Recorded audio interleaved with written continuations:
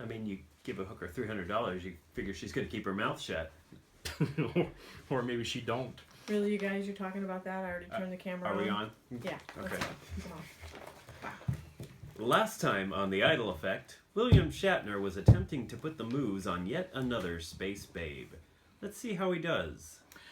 So, 7 of 9. Or do you prefer to be called Borg Babe? When I'm good, I'm very good. But when I'm bad, I'm better. Well, to quote a supposed friend, fascinating. So, do you live around here? I'll try anything once, twice if I like it, and 3 times, just to make sure. Well, I'm impressed. Do you like sunsets? Perhaps a walk on the beach? Too much of a good thing can be taxing. Well, that's good to know. I think we are compatible. How about page 2? Anything worth doing is worth doing slowly. Whoa, this is bizarre. Are you a fan of horses? I have a ranch. Perhaps we could go for a ride. You only live once, but if you do it right, once is enough. What the hell is she talking about? Fuck if I know. What are your favorite foods? I know an amazing clam place just up the street. Between two evils, I always like to take the one I've never tried before. Oh, I'm out of here. Perhaps the universal translator is malfunctioning. Maybe we should grab a drink. I know I could go for a nice single malt scotch. I only like 2 kinds of men, domestic and imported. Actually, it's getting kind of late. Page 3.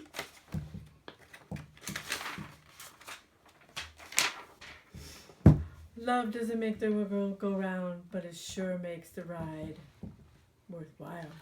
Hey, Ted, wait up. Is that a phaser in your pocket? Or are you just happy to see me? By 7, I'll call you. I always say, it's not the men in my life, it's the life in my men. Ted! And action pose in 3, 2, 1. All right. Spaz. Well, it's The Idol Effect, episode 4. This time it's personal. I'm Chuck Ellis. Is it personal? This is Jer White. At least he tells me he's Jer White. What are you playing? Science fiction double feature from the Rocky Horror Show for no apparent reason. For no apparent reason. Should I have toast for this? I wasn't prepared.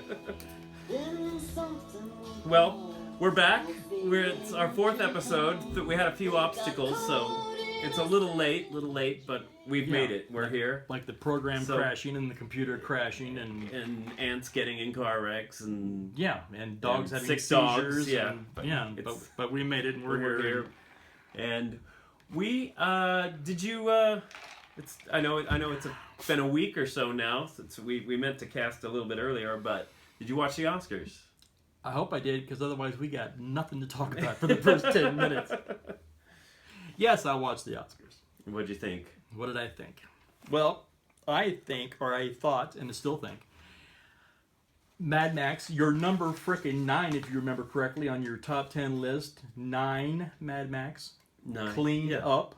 I mean, not Best Picture, but anything, all the second tier awards. Right, the makeup and the all of that shit. Cleaned soundtrack house on all that. best font in credits. There. But they didn't win for best visual effects. Could you? And that was the last one they gave of the sub-level ones. Right. And and they were, they won for makeup and cinematography and all that shit. And then the last sub-level one they give away to Ex Machina. And can you imagine the people for Mad Max that did visual effects going, fucking really? We're the only ones out of everybody who worked on that movie. We walked out of here with fucking butt kiss. That's. I imagine George Miller also was probably already like thinking about where he was going to place his Oscar, and that didn't happen. But yeah, I don't know. I want to say there's a method to their madness, but there probably isn't. They're just like, oh, we'll give it's like flip a coin. Did you see Ex Machina or Machina or whatever, however you want to pronounce it? I did not, so I couldn't tell you which visual effects I felt were better. I have a bootleg copy that I bought at the swap meet that I've yet to watch. Oh, let's go watch it now. All right. We'll be right back. We'll see you guys next week. But what ultimately won Best Picture? Because I know for everything that was the best. I mean, it was best this, it was best that, but apparently wasn't the best picture. Best Picture went to Spotlight. Spotlight, okay. Which is standalone proof that God is not a member of the Academy voting committee, because that's the last thing that the Catholic Church wanted to see was Spotlight win Best Picture. That made their day, I'm sure. Well, I don't think the Catholic Church gets a vote. I'm sure they did. I wouldn't be 12-year-old outside. Right. So I don't know. I don't remember much about. I kind of felt the jokes kind of fell flat. Did you really? Much? Well, yes and no. Or maybe I was thinking of our last episode. Those always fall flat. It depended on the joke, I think. Well, first off, let me say, and this is just my humble opinion, which means that I'm right, and everyone just change yours to mine. Yeah. But I thought they overcompensated for the black thing. The elephant in the room, as it were, the black elephant, if you want to go in the room. Yeah. I mean, ABC, who'd they send in? They send in Robin Lopez and Michael Strahan to do the behind-the-scenes stuff beforehand. Mm-hmm. Both black, of course. And I like both of them. They're both, football player, ESPN, so I'm all about it. Right. But it just seemed like an obvious overcompensation. Uh-huh. Yeah. And then, I thought that Chris Rock came out, and I thought his monologue was enough, and I thought he nailed it. Right, and, he went on both sides of it, and it was funny, and he kind of trashed Jada Pinkett a little bit and kind of slapped her back in her place, but he also acknowledged the problem, and I thought, okay, yeah, nice job, Yeah. Because you have to say something. I mean, you can't just ignore it. It's obviously the hot topic, so you can't just. And then the Academy lady came out like at 3/4 of the show and did her little speech, and that should have been, But they did like 3 sketches on top of that. Yeah. And they sketches and comments pretty much all through right up until the end of the show. And the Joy one with Whoopi Goldberg, talking about the black elephant in the room. There you go, Whoopi Goldberg. Hey now. Hey, have you watched Star Trek Next Generation and you watch The View? You're like, whoa. Really? Yeah. She blowed up. Blowed up real good. Yeah. Anyways, not the point. Yeah. The point is, or maybe it's the point. That one wasn't that funny. The one with Tracy Morgan was not funny at all. I don't remember that one. Where the Danish girl, whatever, he was eating a Danish and had lipstick. Right. It's Tracy Morgan is an acquired taste, and that wasn't it. Yeah. Now, the one Chris Rock did with The Martian, with, being the black astronaut stuck on Mars, and, you guys gonna come get me? I don't know, it's gonna be like $2,500. That was fun. That was pretty good. I'll give him that one. Yeah. But the other two they could have done without. Yeah. And I thought they acknowledged the black thing way too much. But other than that, I thought Chris did a good job. Yeah. It emphasized the exclusion of blacks in, for nominations and Oscar-worthy films so much that it overlooked the exclusion of any other ethnic, or racial minorities, like Eskimos or pygmies or really. I also thought it was kind of funny that, and Chris Rock even said, I thought Kevin, what's his name, little guy, Kevin Hart. Yeah. I thought Kevin Hart would get more run at this show because of the black thing. But ABC panned to Kevin Hart about 15 fucking times in that first 10. Did you see it? Yeah. Anytime they said the word black, boom, Kevin Hart. There's Kevin Hart. Boom, Kevin Hart. It's like, okay, guys, I get it. Kevin Hart's there. Is he the only black guy in the audience? Can we, or maybe get a white guy reaction? Yeah. They're probably laughing too. Yeah. But it was Kevin Hart. Kevin Hart. Kevin Hart. What are you gonna do? Speaking of Eskimos, I had Speaking of Eskimo, you got Eskimo material? No, I don't. But I used to that used to be my occupation. Eskimo? I used to think that was a job, and when I was a little kid, I wanted to be an Eskimo. That was gonna be what I. When people ask me, "What are you gonna be when you grow up?" I'm gonna be an Eskimo. I thought that was a thing. I thought you were a stupid little kid. Wow. Misinformed. Yeah.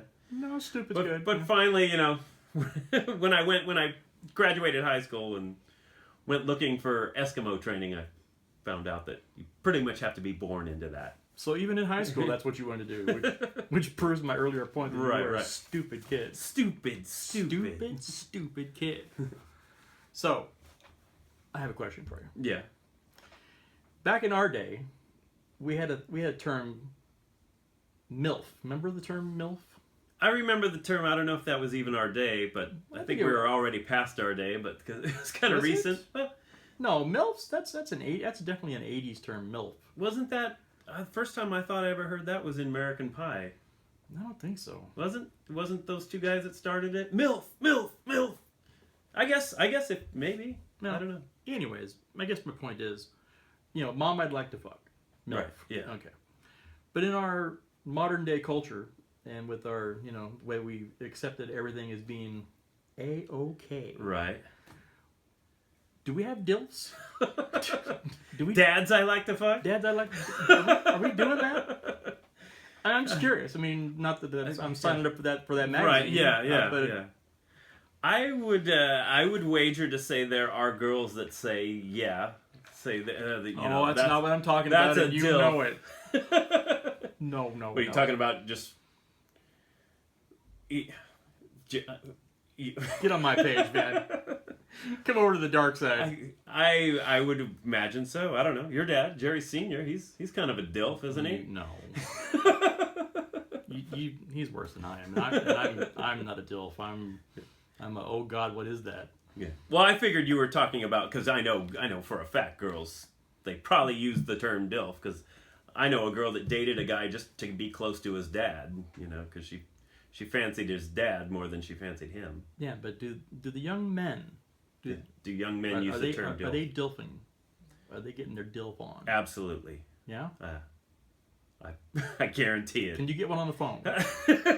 No. No? Not right now. All right. It's too late. Oh my. So we went to your friend's, what would you call that?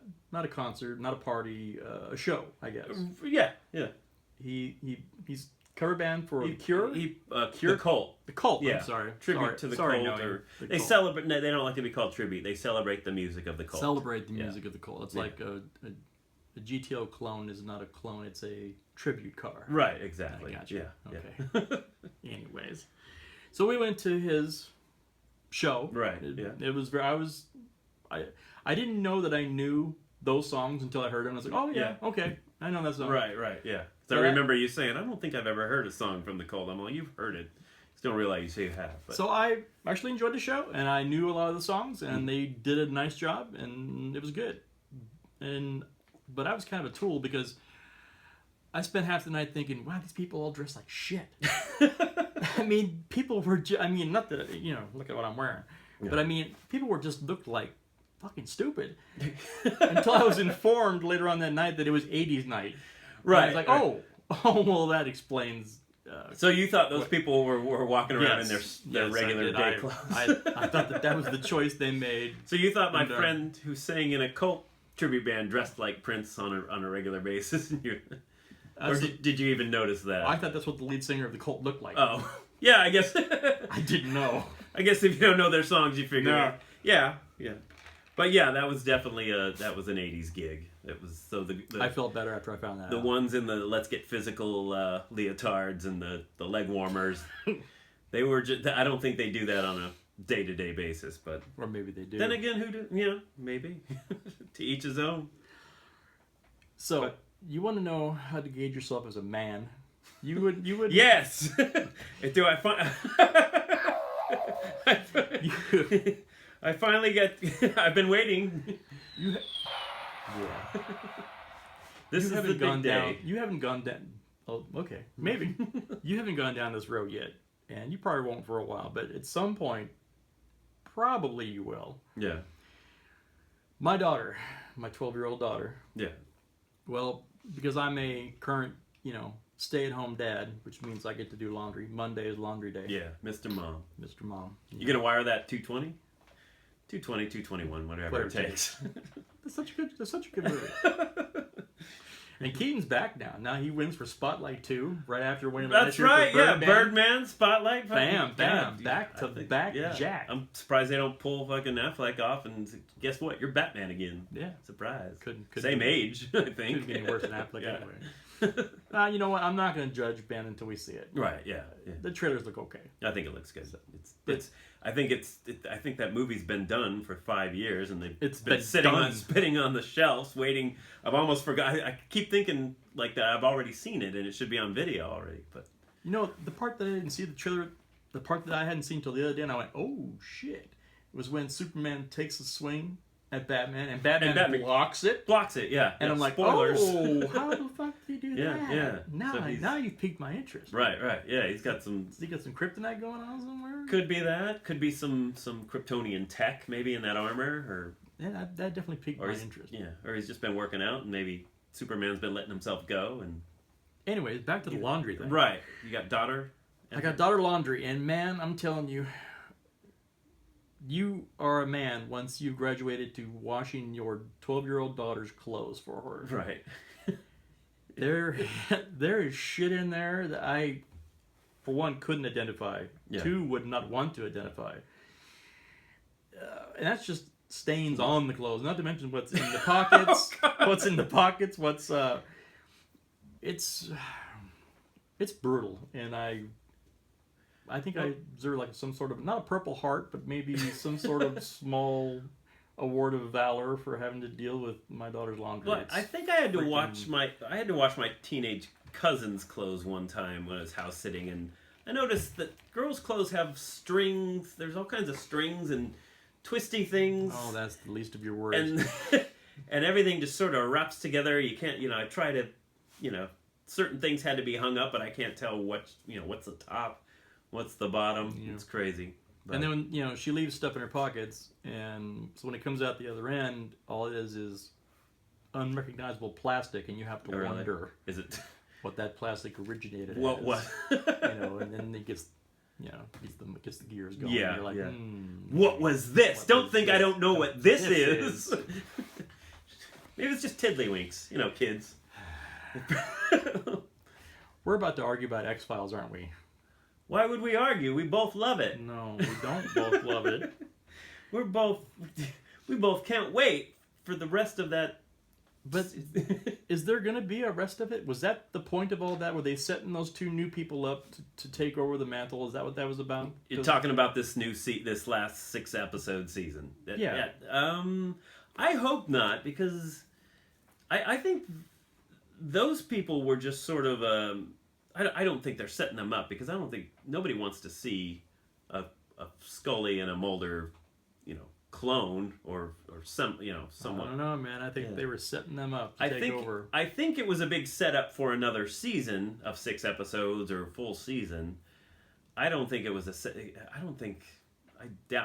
that one, the redhead, she was just too negative. I don't. Was Scully was negative in the Scully beginning? that negative? Yeah. Okay, because I poo-pooed all of his shit. Everything they. So that's the one thing I didn't really enjoy, but I enjoyed the how they went off and did the Monster of the Week. See, that's where we differ. I liked the Lizard Man thing. No. That guy. That was a funny episode. They had 6 episodes, right. So I want to see alien conspiracy shit all 6 all through. Yeah. I don't want to take 2 episodes off and talk to the Irish, Scottish. It was New Zealand. Whatever, down under goofy monster of the week. I don't care. Yeah. I want to stay on point. I want if it was a 13 episode season, sure, take a couple off and try and be funny.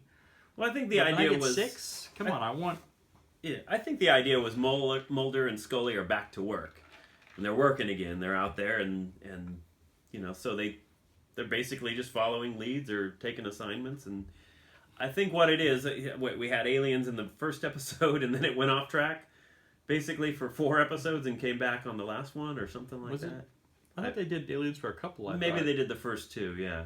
So I think it was just a big setup for. I think we're gonna get a next one. Well, plus that's the thing too, is they really haven't said that they're doing it anymore. They just left it like they left it. And right. Yeah. If they have no intention of doing any more, then the way they left it, they need to suck my balls. Something needs to That's happen. horrible. Maybe there'll be a novel or something. There'll be a book. If that was an intentional hang, You're gonna have to read a book now then to somebody see where it owes left me- off. someone owes me 6 hours of my life back. I'm pretty sure there's going to be another one because I'm sure the ratings were through the roof because everybody was tuning in regardless. And, some people, I think it was mixed reviews. Some people liked it, some people didn't. I kind of dug it. I think X-Files, really, it never showed us a lot. We're always kind of like, you going to get on the phone with Fox? Yeah, sir, what did you think of X-Files? Yeah, that's what he said. It sucked too. Okay. He should know. He's Batman or the president or whoever calls on the red phone. It cost me $20 for that phone. That's props are us right there. That's nice. Yeah, thank you. There's a red phone here for those. Oh, if you can't see that listening. on camera, yeah, red phone. We'll be using that at some point. Red phone. Anyway, so I know you haven't seen Supergirl. I have not. Supergirl for me is falling right in the same freaking boat as like DC Legends of Tomorrow. It's good enough to watch, but not good enough to praise. If that makes any sense. Well, I've heard Jeb Bush say she's hot, so She is kind of cute. Is she? Yeah. But But it doesn't hurt. Yeah. But well, from what I've Jeb heard, Bush. it's it was on an interview. They said, "What superhero do you like?" Because all the hype, the superhero movies, and these all. Well, I saw a commercial for Supergirl. She looked pretty hot. I think he's turning into his brother. He looked pretty hot there. if he'd been a member of the Academy, he would have went to Black Panther. Right. Black Panther. So, but it seems like something I'd really love because it's taken off. It's had Red Tornado, right? Have you seen it? I've only seen like 5 or 6. Okay, because Red Tornado is a character I was hoping to see in the movies and hopefully still will. But it's had a Red Tornado. It's had Martian Manhunter. Have you seen that I one? have not seen that one yet. I think Okay. Red Tornado is the next one I'm going to watch. Okay, yeah.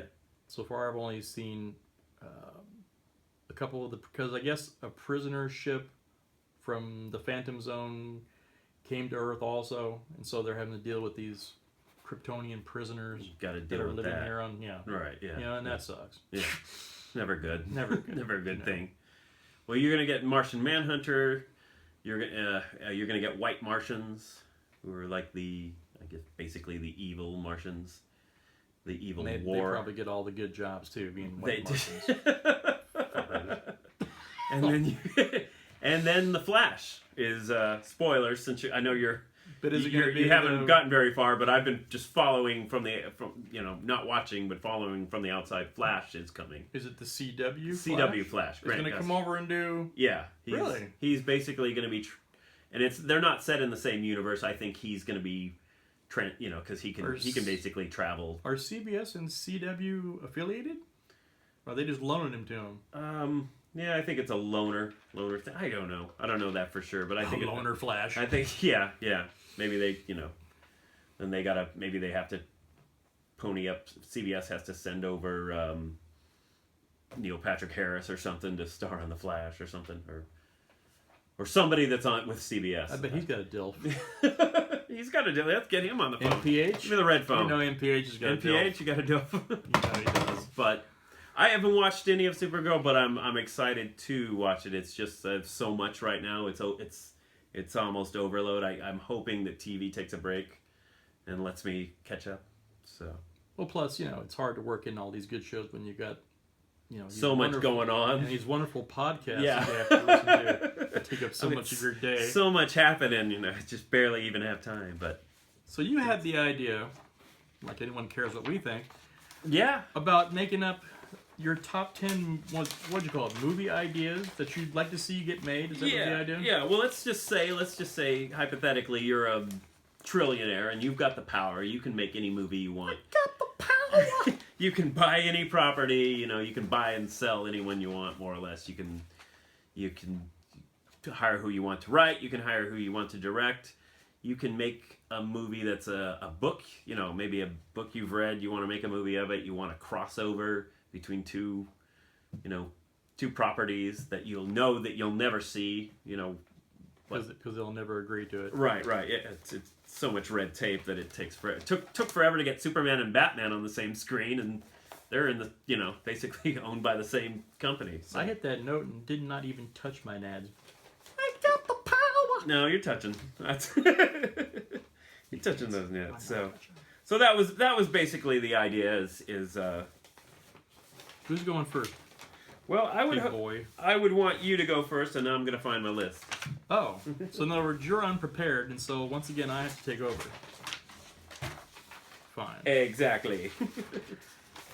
We both have 10. Okay. Mine are in no particular order, and I didn't do mine exactly like yours. I think you got into more detail on yours. Not really, but... All right, we shall see. I do have mine now. I was worried there for a second. I do have mine now, so either one of us could go. All right. So, in no particular order. Number 1. Charlie's Angels, My Junk Awakens. You like that? You like that? Who's going to play Charlie? Well, I'm going to play Charlie. Okay. And Bosley both. That's both going to be me. My Junk Awakens. My Junk Awakens. What's the premise of this? It's Charlie's Angels. You don't need a premise. You've seen Charlie's Angels. I mean, are you bringing back, Kate Jackson, Cheryl Ladd? Yeah, sure. No. I'm bringing back... I'm covering their characters. Okay. I got this covered, dude. Trust me. But these are going to be new... Yeah. Charlize Theron's playing Joe Monroe. Oh, okay. All right. Scarlett Johansson's playing Sabrina Duncan. All right. Nice. Mila Kunis is playing Kelly Garrett. Oh, yeah. I'd like to see me as Kunis. As I said, I'm... Oh, no. Really? Sorry. That was weak. Like I said, I'm playing Bosley and I'm playing the voice of Charlie, doing both of those jobs. It's going to get written and directed by who fucking cares. It's going to get produced by who gives a shit. Because it doesn't matter. It's all just eye candy. It's all... Okay. And all right. I'd like to see that. Who was your favorite angel in the 70s, though? Just while we're on the subject. Because I was never a Farrah Fawcett guy. Yeah. I didn't really see it. Yeah. So, I don't know. I really didn't have a favorite. It wasn't, yeah. No. Not really. I was definitely Jacqueline Smith guy. If I say Bosley, does that mean I had a dill? It does. I don't know. Did he have kids? They never touched on that. But... Oh, they'll touch on it. My second one, and... Sanford and Son, the movie. Yeah! And I'm not sure why, I just want it.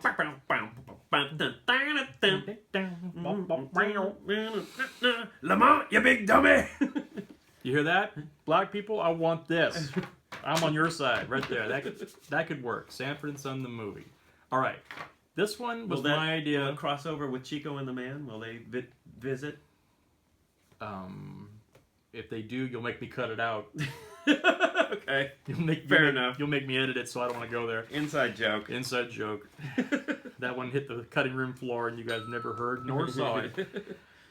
Okay, see what you think about this. Okay, I call this the Empire Assimilation. Okay. Okay, listen to the story. Okay, the Borg invade the Star Wars galaxy, forcing the Empire and the Rebels to join forces in order to survive. In the end, a powerful Jedi is assimilated, and I know Star Wars people hate this word, but I gotta use it. And the metachlorians in his body overpower the Borg nanoprobes, deactivating the collective long enough for the combined Imperial and Rebel fleet to destroy the Borg.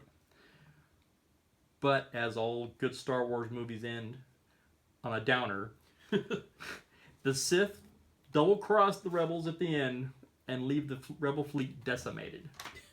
That's the Empire Assimilation. Well, too bad yours aren't. Get that movie made. Too bad yours aren't as detailed as mine. So, do you want to do a few and then I'll jump in? You do a few. Okay. All right. Let's do it like that. Okay. Those are very nice. I like them. Very nice. Thank you. Okay. I have mine here in no apparent order, but here's one that everybody wants to see, I'm sure. Batman versus Predator, and I want it to be directed by Christopher Nolan, starring the Christian Bale Batman. So wasn't there already a fan film or 2 or 3 about that? there was a Batman. I can't even think of the name of it now. So there is a pretty good little film short of Batman versus Predator. But I'd like a full feature length movie, Or at least full feature length. Yeah. And this one I want to have Arnold's character appear. I want kind of as a consultant. I want him to play Dutch from the first Predator movie. Yeah. And then... Is that your phone vibrating? Your phone makes it onto every freaking podcast. I don't think it is. I think it's something else.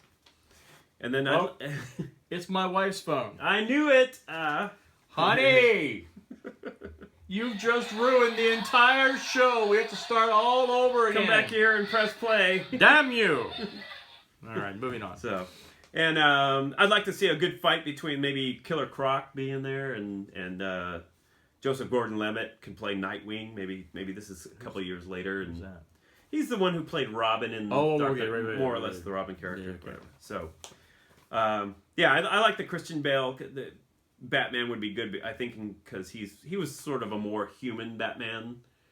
You know, where I think this Ben Affleck Batman can probably take down a Predator in 2 seconds. You know, if he's fighting Superman, I don't think he's gonna have a problem with a Predator. So you don't want Adam West doing it? Well, that'd be all right too. Yeah. Predator be like, and I'd be like, no. Curse of Lono, starring. Okay. Curse of what? This is Do you have Fear and Loathing in Las Vegas? Oh, This boy. is sort of a. Here we go. Yeah, this is sort of a sequel to that, more or less. I don't know. It was one of Hunter S. Thompson's later adventures in Hawaii. This was maybe 10 years later or something like that. Curse of Lono, starring Johnny Depp again as Hunter S. Thompson, and directed by Terry Gilliam of Monty Python. Monty Python. Yeah. Okay. He's the one that did the first, Fear and Loathing. So, which you seem to really enjoy when we watched that. Dude, that was all for your benefit. I think you just related to the movie more than, and every time something would happen, you'd be cracking up. I thought you found it funny. I think you were like, oh, been there, done that. That was the closest I've ever come to faking an orgasm. I laughed at that movie for you. Yeah. To make you feel better. And the third one, Fandango, a remake of one of my favorite movies, Fandango. Help me out. Fandango was with Kevin Costner, Judd Nelson. They took a road trip. 3 other guys, and they all took a road trip. I vaguely remember that, yeah. To go dig up their friend Dom. I remember that part. Which, spoilers, was not a human being, by the way. What was it? It was a bottle of Dom. So, all through the movie that we're going to go dig up Dom, it ended up being a bottle of champagne. So, but I would like this one written and directed by Kevin Smith. I'd like the Kevin Smith twist on it. Well, if you get Kevin to direct it, there'll definitely be a twist. Yeah. So that's just a given. And starring whoever, he can just cast some new young people. Starring whoever, we don't give a shit. Right. Okay. So go ahead and give me a few more years. All right. A good Fantastic Four movie, just once, Right. And whatever it takes, just give me a good Fantastic Four movie before Stan Lee dies. Yeah. Just so you can see it more than anything else. This one, you may be the only one that even gets this. I don't know. So if that's the case, then make a big deal out of it because no one else will. Okay. Kung Pao 2, Elbow Deep. I like it. Do you like it? I love Kung Pao. The first Kung Pao is Kung Pao Enter the Fist. Enter the Fist, right? Yeah. Therefore, Elbow Deep. Yeah, Elbow Deep is the next natural progression. The natural, yeah, of course. But I get, what was it, 2002, Steve Odenkirk, he bought the rights to that crappy Hong Kong movie, Savage Killers or whatever, and redubbed it with some scenes with comedy of himself. Yeah. And I thought that was brilliant. Genius, man. I thought it was great. Genius.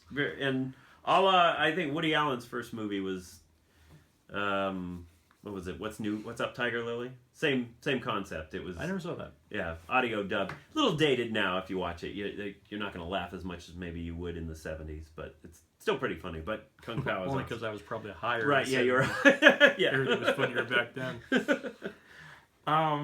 Fast and Furious 8 Hybrid. I was going to say you're going to get that movie. I don't think.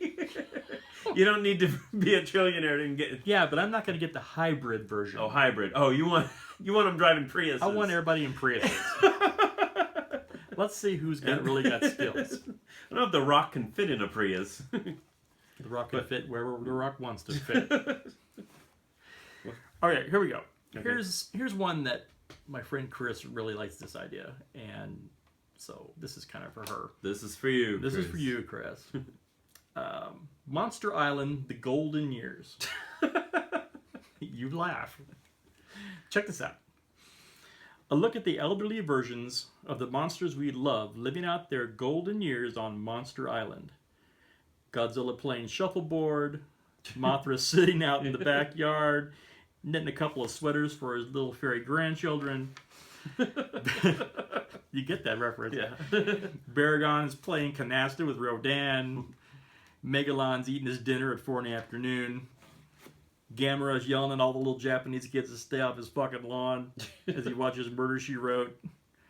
Mecha Godzilla's out in the front yard rusted up. Oh, Mecha's there. Oh, he's He's all rusted over. King Ghidorah is arguing with his other two heads about what's the best way to get to Golden Corral Buffet. And Godzilla, of course, is bitching to anyone that'll listen that Son of Godzilla never calls anymore.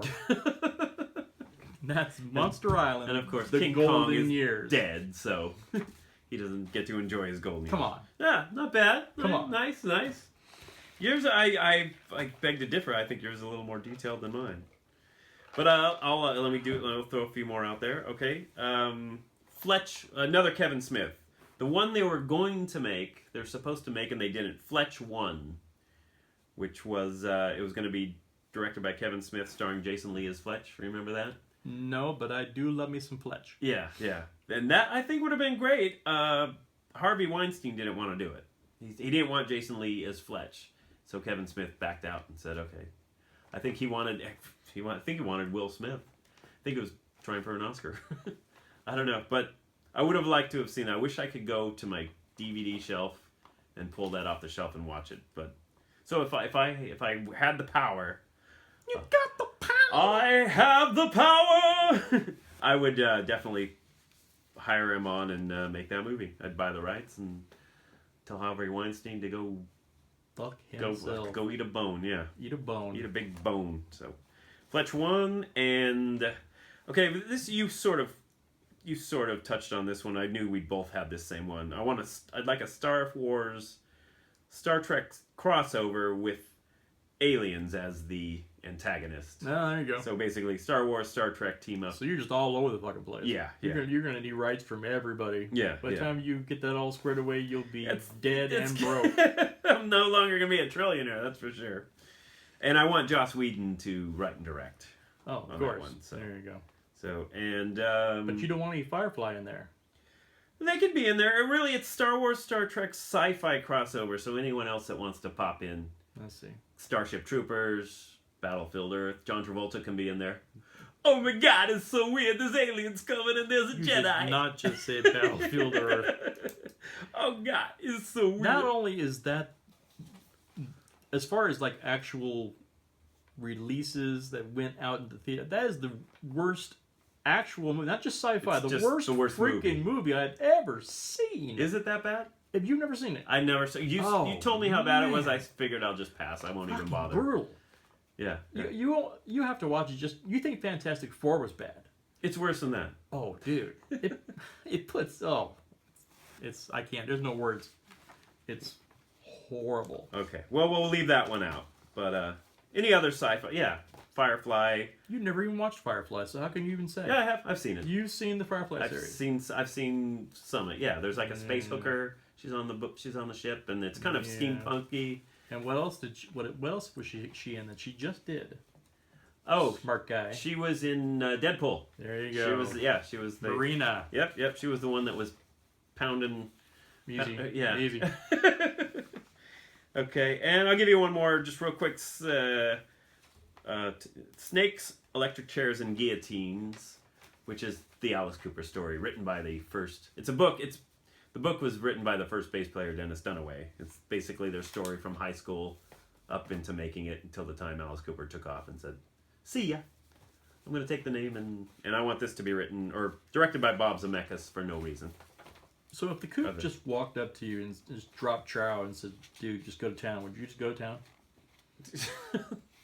No. You sure? I'm pretty sure. Yeah. If he told you that you guys could be best buddies afterwards and you'd hang out and play golf and No. all you got to do is just chow down once. No. Really? Yeah. I don't really want to know my idols that close, that up and close. Unless my idol is, I don't know, Jennifer Love Hewitt or something. That'd be convenient. So. All right. Well, I just pulled that name out as the first thing that popped in my head. So I don't yeah, sure it is. Could have been anyone. Show me your wall. I bet you got pictures over in there right now. So here's an actual serious one. Richard Hatch has been pitching for this for years. I'm pretty sure I know what this is going to be. I want to see an actual Battlestar Galactica theatrical release, and not the old style, with the new style, or the newer style Battlestar Galactica, like they did. Well, Caprica, that was a Battlestar prequel. No, that was not.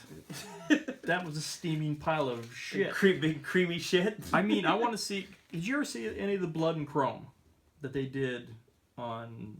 I have not. I heard it's pretty cool. On Sci-Fi, they did little 15-minute snippets. And it was back during the Cylon War when Adama was just like a fighter pilot or whatever. Yeah.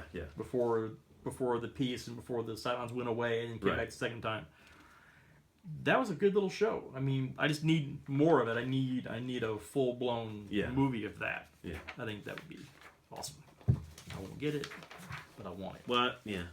Well, you probably don't have to be a trillionaire to get Hatch, but picking up the property, Well, the only reason Hatch got in the second one is because he played a whole different character than the one he played before. And he played a terrorist. And he actually did a good job. Yeah, he did. And I thought he was a tool for all those years we saw those panels. And I thought, geez, Richard, just give it up. Yeah.